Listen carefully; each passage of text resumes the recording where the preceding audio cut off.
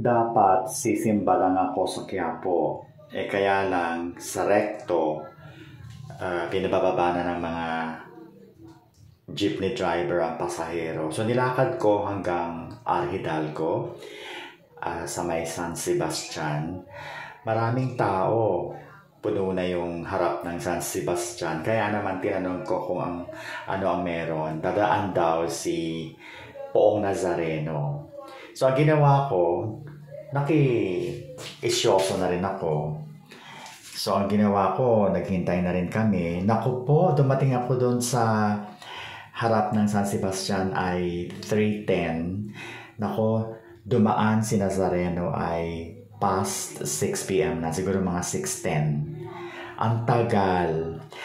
Nung dumating na si Nazareno, umatras bigla ang tao. Pero nasa tabi na ako kasi pinag-uusapan ng mga tao na kapag daw dumadating si Nazareno ay umaatras. Kaya tumabi na ako sa pader. Uwian na!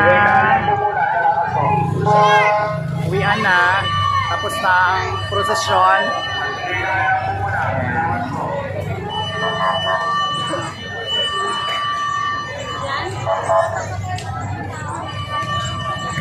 Hello, YouTube! Tapos na. Ito sa ano to, dito na sa Recto.